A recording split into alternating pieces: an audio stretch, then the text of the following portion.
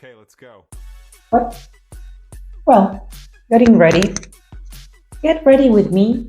Okay, ready.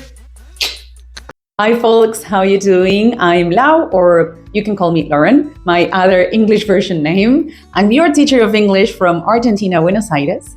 And today I'm starting something really exciting. This is a space to speak freely in English, to share stories, anecdotes, random stuff. I don't know why, and to share my energy with you. Honestly, I'm doing this because I need to keep my English active, to keep my English alive. Because, you know, if you don't speak language, it will die. And also, it's a way of connecting with someone else on the other side. But especially, I'm doing this because whenever I speak this language, I feel like happiness in my soul, something here in this part of my body that I feel. And I really like that. So that's why I'm doing this. I hope you enjoyed this first episode and the next. And I will ask you questions and ideas because I would like to connect with you, of course, and know more things about me, my creations, and much more. Well, and before continuing, I would like to say something very clear. For me, it's very important. Apart from being a teacher, I'm also a learner because I never stop learning. I'm a geek and I'm a very curious person. I'm a human being. I'm not a robot. I'm not a computer. I'm not an AI. So I can make mistakes. If you listen that I make a mistake, please be gentle, be kind, and say, hey, is this correct or is this incorrect? And that's it. You can leave a comment, of course. There is no problem in that. But, well, don't be such a hater, okay?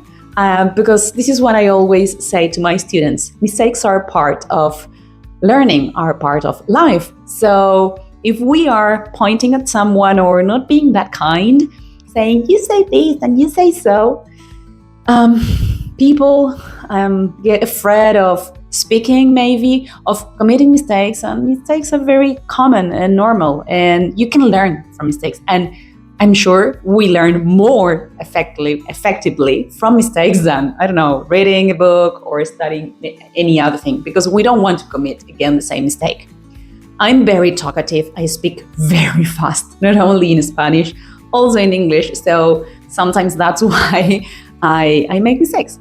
But I don't care about my mistakes, and I don't care about these haters, maybe, or not kind people, only telling you what you said incorrectly.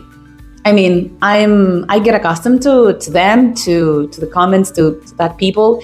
I work a lot on my self-esteem, on my confidence, and I know I'm not perfect. Nobody is perfect, so you can commit mistakes, and that's okay. It's better if we can laugh at them, but also be gentle, be nice, be kind. The world needs this kind of people. Thank you. Well, and talking about mistakes and self-esteem, there is something you should know. I have a confession to make. I wasn't always this confident speaking in English. No way. In fact, absolutely different. Absolutely. I can't believe it. I used to be a very shy person. I used to feel embarrassed. In fact, very afraid of making mistakes. And look at me now. I'm recording myself speaking in English, uploading this video to different platforms. So I rock it. You rock it, Lauren. Very good. I'm sorry. I'm congratulating myself. But if I could do it, you can do it. Definitely. This is the other reason why I'm here. I love when I encourage people to meet their goals, to follow their dreams, because maybe speaking English can be a dream for someone else, and you can do it. Trust. You need to trust in yourself. So little by little, I realized that English was not only a subject, it was a lifestyle for me. It's part of who I am. I experience the world and life in a different way. And after having a lot of teaching, working experiences where I didn't feel that comfortable, I say, wait, let's give it a try, let's go. And I decided to create my own English studio, Norfolk English Studio. And in fact, I'm recording this video from the studio now. There were many other physical spaces, for the English studio, but maybe this is a story for one of the next episodes, if it is interesting for you. And I decided to create this space, this online space, because I really want people, students, to have a space where they can feel the language in the same way that I feel it. To feel free, to feel confident, and to feel proud of their voice in English. I think that is great, to feel that it's possible to speak the language, feeling confident, and laughing at mistakes too. Norfolk is not about the typical traditional boring lesson. It's much more than that. I decided to create a space full of energy, with a community full of really positive energy, where we can share real conversations, and talking about what happens to us in life, but in English, of course. It's like sometimes a therapy group, it's like a group of friends, it's like family. And I think that is what I strongly believe, and my team of teachers, that I love them, we strongly all believe together, we share the same vision and this way of teaching the language. Of course, we need to know the rules and theoretical things. We need to know the language. That makes us feel confident when we need to probably say, a sentence, a phrase, but then try to apply that to real life conversations, not only about the typical situations, maybe the airport, hotel reservations, business meetings, presentations. Sometimes it's about sharing life, what happens to you, what you feel, what you think about, a random topic, spontaneous conversations. I think that is what is interesting, not only about English, also about life. Well, you know that there is something that I always repeat, and it's this thing about switching between languages. So I'm going to share a random story, my first switching experience. And I like saying this because students sometimes think that teachers are perfect, that we are masters of English. And yeah, of course, we have studied the language for so many years. We love the language. But we were also those kind of students who had horrible situations, embarrassing situations, or we feel emotionally blocked when we needed to speak. And I think that it is worth sharing this with you, because it shows us as real people too, even if we're teachers. So I will tell you, I was working as a bilingual assistant because at that moment I didn't care the job. Oh, the only condition is like, I want to speak English, of course, always English. And there was a problem with me at that moment. I received phone calls from other countries, but whenever I was surrounded by people, if the phone call was from another country, I hang up the phone, because I couldn't tolerate other person listening to me speaking in English. Until one day, there was a very important meeting in the company. In fact, the president, the vice president, they were all there, and the reception was full of people. And I was rushing, trying to organize everything for the meeting, and also answering phone calls. In a moment, I receive a phone call, and I pick up the phone.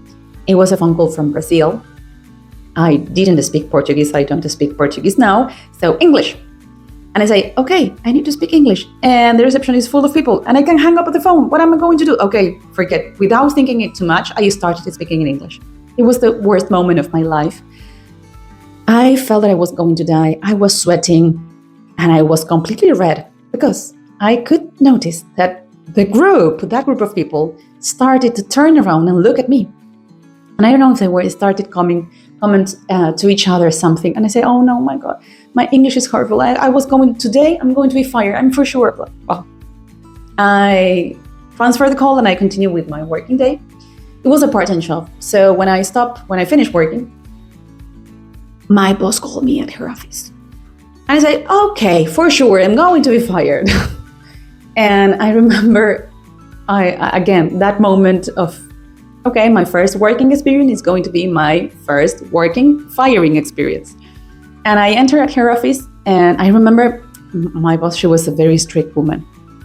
And she told me, please, Laura, come in, sit down. I need to tell you something. And I say, oh my God, I'm going to be fired. I want to congratulate you. And I said, what? Why? Because people at the meeting, even the president of the company, they feel really proud. They feel really proud of your level of English. They couldn't believe that the person at the reception that is working has your level of English. So congratulations, well done. And I said, what? I can't believe. So I'm sharing this because what I'm trying to tell you is everything is in your mind. We create our own stories. Absolutely opposite. I thought that I was going to be fired. I felt embarrassed of speaking the language in front of other people. And I imagine I created a completely different story in my mind. So I think that what happened to me at that moment, it was perfect. Because of course, when I left her office, I felt very empowered and I couldn't stop speaking English in front of so many other people. And I realized at that moment that speaking the language is not about being perfect. Sometimes it's about making mistakes. Sometimes it's about being yourself in a different version in another language. But it's that. And maybe someone else can enjoy what you can say, what you're going to say in another language with your own words, like I am doing it right now with you. And that's awesome. So since then, I discovered that speaking in English is not about sounding perfect. It's about being brave. Every word that you say is proof of your courage. So, and also at that moment, that was an epiphany moment because I realized that I could start enjoying when I speak, when I needed to speak the language. I'm remembering this, the before and after, I started speaking English in front of so many other people in different situations, not only at work, and feeling good. And I started to change my relationship with mistakes because I understood that they were part of the process of speaking. When we speak, we make mistakes, not only in English, also in Spanish. And then we continue, we laugh at them.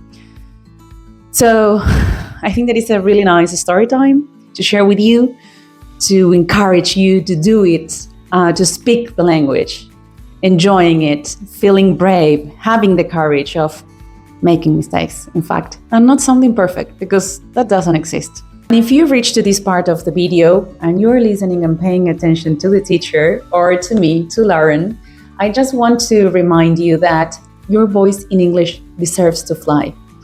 Don't hide it. Don't hold it back. Just speak. Speak with joy. Speak with having fun. Speak with mistakes, but speak because it's the only way in which you can connect with the language. You can learn, you can make progress, and probably you can discover a new version of yourself. And I think that that's awesome. Give it a try and then you tell me. Well, and this is it. Thanks for being here with me in this first episode. I can't believe that I'm saying this. I hope that this can also help you to connect with English, to practice your English listening, why not? And remember, no fear, not feeling embarrassed, no excuses, just English. You just speak the language because this is the way in which you are going to enjoy it and to make progress also, of course. So see you next week, my folks. Thank you again.